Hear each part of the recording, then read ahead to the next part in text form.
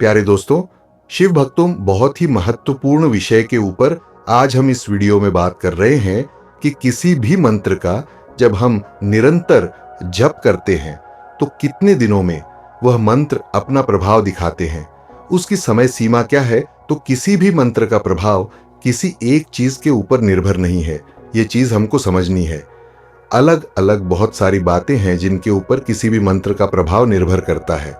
तो मुख्यतः 3 पॉइंट्स हैं जिनको मैं आज ले रहा हूं, जिसमें सबसे पहला है मंत्र की क्या प्रकृति है, मंत्र की वाइब्रेशंस क्या है, किसी भी मंत्र की क्या ऊर्जा है और किस देवी देवता का वह मंत्र है। तो सबसे पहले इसी के ऊपर हम बात करते हैं। दोस्तों, हमारे शास्त्रों में मुख्यतः 3 मंत्र दिए गए हैं। पहला वैदिक मंत्र, दूसरा शाबर मंत्र और तीसरा तांत्रिक मंत्र, जहां तक वैदिक मंत्रों के प्रभाव की बात है। तो यह अपना प्रभाव दिखाने में कुछ समय लेते हैं, वहीं शाबर मंत्र तुरंत प्रभाव दिखाते हैं और तुरंत सिद्ध भी होते हैं। वैदिक मंत्रों की सिद्ध के अलग अलग चरण हैं, जिसमें जो प्रथम चरण है वह 1.25 लाख जप का है। लेकिन यहां पर हमें यह बात समझनी है कि यहां पर हम वैदिक मंत्रों के सिद्ध के ऊपर बात नहीं कर रहे हैं, बल्कि हम बात कर रहे हैं कि कोई भी वैदिक मंत्र कितने दिनों में अपना प्रभाव दिखाता है। क्योंकि सिद्ध की बात की जाए तो जैसे मैंने बताया कि 1.25 लाख कम से कम जप करना होता है इन मंत्रों का। इसके अलावा भी शास्त्रों में पुरुष चरण बताया गया है, जिसमें पहला मंत्र का जप है, दूसरा हवन है, फिर अर्पण तर्पण और फिर मार्जन। तब शास्त्रीय विधि से संपूर्णता सिद्ध होते हैं। तो यह अलग विषय प्रभाव की बात करें तो किसी भी वैदिक मंत्र का जब हम जप करते हैं तो कुछ समय बाद यह अपना प्रभाव दिखाना शुरू करता है। महीना भी लग सकता है, 2 महीने भी लग सकते हैं, और कुछ अलग फैक्टर्स हैं, उसकी वजह से 3, 4, 5 महीने भी लग सकते हैं। और किसी भी मंत्र का जब हम संकल्प लेकर जप करते हैं तो वह ज्यादा जल्दी असर दिखाता है, ज्यादा जल्दी प्रभावी होता है। और इसके पीछे कारण है हमारी उस संकल्प की शक्ति का होना। देखिए, जब हम रोज की जो हमारी दिनचर्या है उसमें भी कभी कोई महत्वपूर्ण कार्य हमारे सामने आता है, कोई कठिन कार्य आता है, तो हम एक मन में ठान लेते हैं, एक संकल्प ले लेते हैं कि हमें इस कार्य को इतने दिन तक पूरा करना है और हर हाल में पूरा करना है। फिर जब हम संकल्प की शक्ति के संग उस कार्य को करते हैं तो वह जो कार्य है हमारा सफल होता है, सिद्ध होता है। साधना के क्षेत्र में भी यही बात है। जब हम किसी भी मंत्र का जप उठाते हैं और एक संकल्प लेकर उठाते हैं तो हमारी संपूर्ण शक्ति, हमारी संपूर्ण चेतना उस मंत्र पर फोकस हो जाती है। और हमारी 5 बॉडी होती है, हमारी ह्यूमन बॉडी पार्ट्स है। पहला भौतिक शरीर, जैसे फिजिकल बॉडी कहते हैं, दूसरा मेंटल बॉडी जो मानसिक शरीर है, तीसरा इमोशनल बॉडी यानी भावनात्मक शरीर, चौथा ऊर्जा शरीर और 5वां स्पिरिचुअल बॉडी यानी आध्यात्मिक शरीर। तो यह 5 लेयर है ह्यूमन बॉडी की। यह 5 लेयर्स इंटीग्रेटेड हो जाती है, एक साथ जुड़ जाती है उस मंत्र की सिद्धि के लिए, और मंत्र सिद्ध हो जाता है। तो यह संकल्प शक्ति का चमत्कार है। इसी जो बड़ी साधनाएं हैं, बड़े अनुष्ठान होते हैं, वह संकल्प के संग लिए जाते हैं। लेकिन इसका मतलब यह नहीं कि बिना संकल्प के मंत्र सिद्ध नहीं होगा। निसंदेह, निश्चित रूप से बिना संकल्प के भी जब हम मंत्र जप करते हैं और एक लंबे समय तक करते हैं तो वह मंत्र जागृत हो जाता है और सिद्ध भी हो जाता है।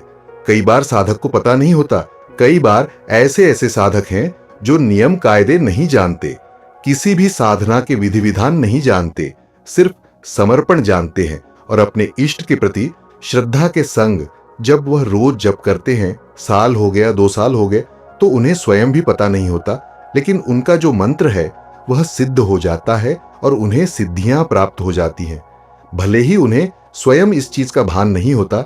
इसके अलावा जो मंत्र के देवी देवता होते हैं उस पर भी निर्भर करता है। मां काली है, भैरव जी हैं, हनुमान जी हैं, इनके मंत्र जल्दी सिद्ध होते हैं और जल्दी प्रभाव दिखाते हैं। शाबर मंत्र की अगर हम बात करें तो वैदिक मंत्रों की तुलना में शाबर मंत्र जल्दी सिद्ध होते हैं, जल्दी प्रभाव देते हैं, और मुझे कहना चाहिए तुरंत प्रभाव देते हैं। यदि विशेष अवसरों पर किए जाएं, जैसे नवरात्रि के दिन है, शिवरात्रि है, होली या दिवाली की रात्रि है, तो शाबर मंत्र तुरंत सिद्ध हो जाते हैं।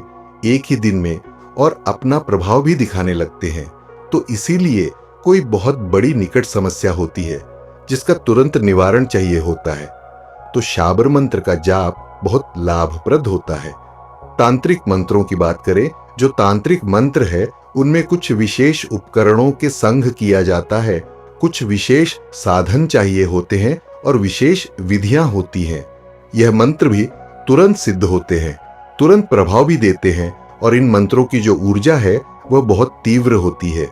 अब दूसरा पॉइंट हम लेते, किसी भी मंत्र के प्रभाव में जो दूसरा पॉइंट है वह है साधक की स्वयं की ऊर्जा, उसकी स्वयं की वाइब्रेशन उसके ऊपर निर्भर करता है। जप और साधना करता है तो उस साधक का स्वयं का मन कैसा है, मन की निर्मलता के ऊपर निर्भर करते हैं मंत्र का प्रभाव।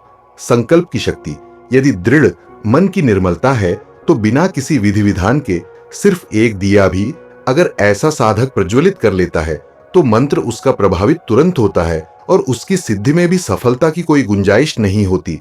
लेकिन वहीं बहुत तरह के विधि विधान अगर कर लिए हैं, बहुत तरह के सारे नियम कायदे कानून फॉलो कर लिए हैं, लेकिन कहीं भी कुछ डाउट है, मंत्र के बारे में डाउट है या किसी भी प्रकार का कोई संशय मन में है, मन में निर्मलता नहीं है, पवित्रता नहीं है, तो जो मंत्र की सिद्धि या मंत्र का जो प्रभाव है उसका मिलना थोड़ा संदेहपद हो जाता है।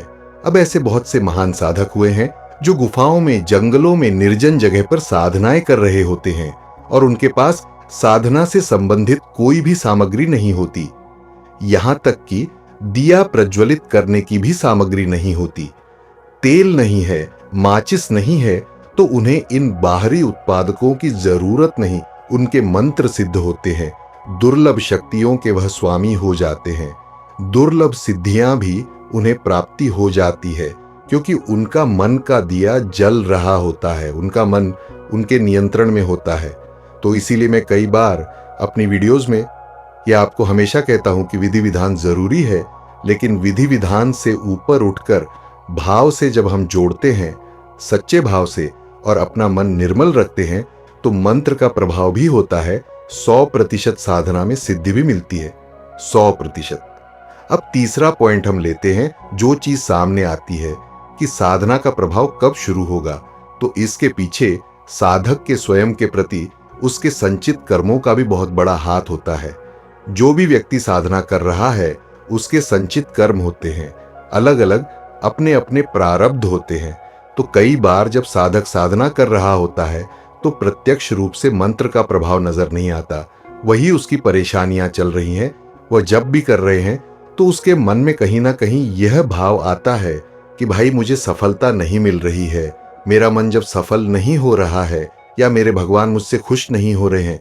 लेकिन ऐसी बात नहीं है, आपका मंत्र जब भी सफल हो रहा है दोस्तों, आपके ईश्वर भी, आपके जो भगवान हैं जिन पर आपकी अटूट श्रद्धा है, वह भी आपको देख रहे हैं, सुन रहे हैं, आपकी मदद कर रहे हैं। लेकिन चूंकि आपके संचित कर्म, पिछले जन्मों के प्रारब्ध इतने ज्यादा हैं, वह कट रहे हैं और आपका जो भविष्य का मार्ग है वह तुप्त हो रहा है।